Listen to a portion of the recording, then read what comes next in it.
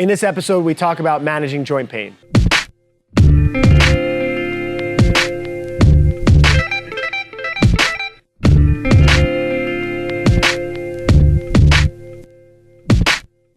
Josh Koenig asks, what are the most effective ways you keep your athletes' joints healthy?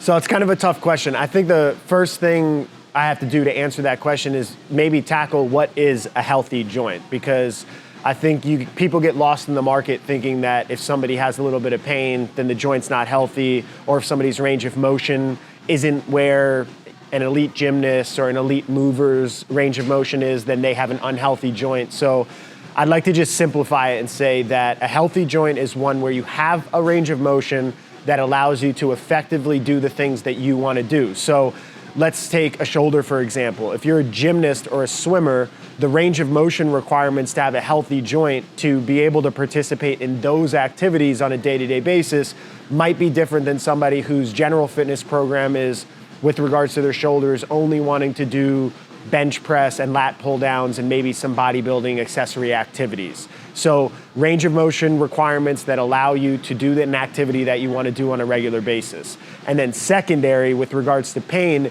is that you have a level of pain within the joint that you find acceptable.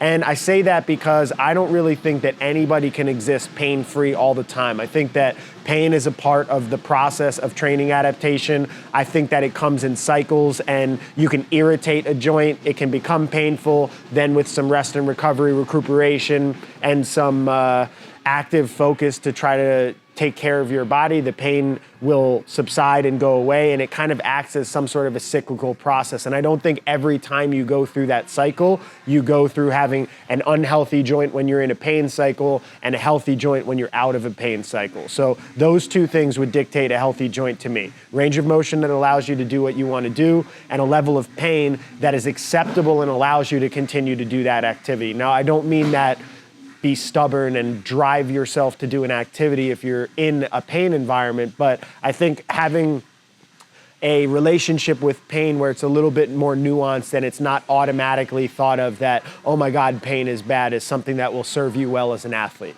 Okay, so that being said, that's a healthy joint. Things that you can do on a regular basis. I don't know if I can't do them as a coach for my athlete. I can just guide them and encourage them to do these things for themselves. So the first tool is just rest and recovery. And the analogy that I see on a regular basis with people that get sore joints, somebody gets a sore shoulder and then they're constantly doing shoulder activities. They might be grass thinning it, they might be foam rolling the air, or rubbing a lacrosse ball over the area. They might be doing a million repetitions of crossover symmetry. And sometimes really the best intervention is to just stop moving the area. It's kind of like a scab. When somebody gets a cut and gets a scab, you don't want to constantly just peel the scab off and keep making yourself bleed. Sometimes just letting your body do the healing is a way to get out of a pain environment, get yourself back into a healthy joint state. So rest and recovery is one tool. Second tool is manual therapy. That could be a chiro, could be a PT, could be a massage expert. Different people are going to respond to different things. Some people like frequent therapy, some people like infrequent therapy, some people like intense therapy, some people like low intensity therapy. And I think you have to go through a process to better understand how you operate, how your body operates, how you respond to those things. If you get out of pain when you do a certain type of intervention, and maybe sometimes the pain sensation will increase as a result of other types of interventions. So you have to be very mindful about which one you select. The other thing that you could do from a tool perspective is self-care. Could be voodoo bands, could be band distraction, could be like what I talked about earlier with foam rolling, could be isometrics. There's a ton of activities that you could do on your own. And within self-care, I'd also probably wrap in training. Generally, you're training by yourself, or maybe you'd get somebody to walk you through a PT session. And with training, there's a lot of activities you could do that are joint specific or joint centric that can help you establish better ranges of motion, strengthen your end ranges. And so it could be stretching. We have a YouTube playlist and a movement archive that actually has a ton of different movement activities that you could do that are associated with our movement course. So stretching. Now, stretching would be done if the range of motion that you want to have to do your activity isn't at the level that you want to cultivate. So going through a period of time, going through stretching, extending your ranges of motion, and getting more joint freedom will allow you to then establish the healthy joint that you're looking for.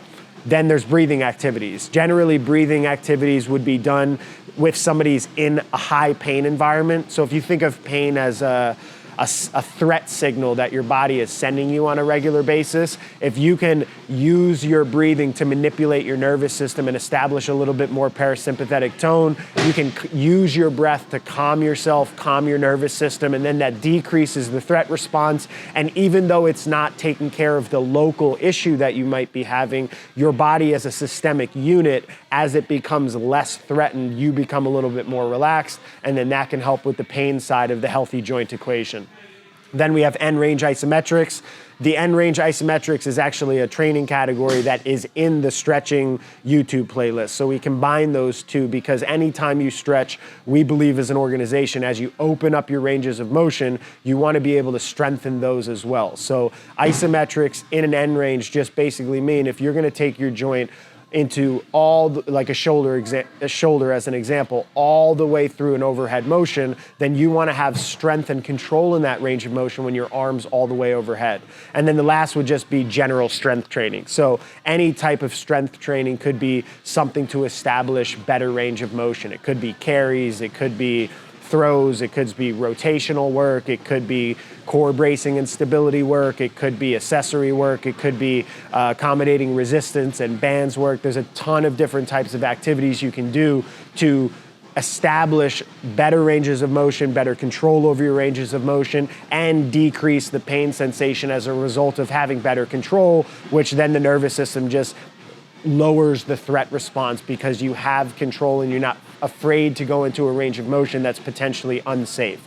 So I think if you follow and use some of those tools, use that two-pronged framework for understanding what a healthy joint is, I think that'll be a good framework to move forward to maintain healthy joints while putting in intense training.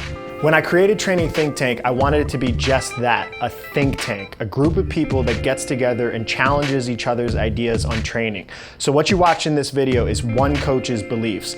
The other coaches and myself may or may not agree with what was said, but we're okay with that because we want to facilitate a discussion about training in the market.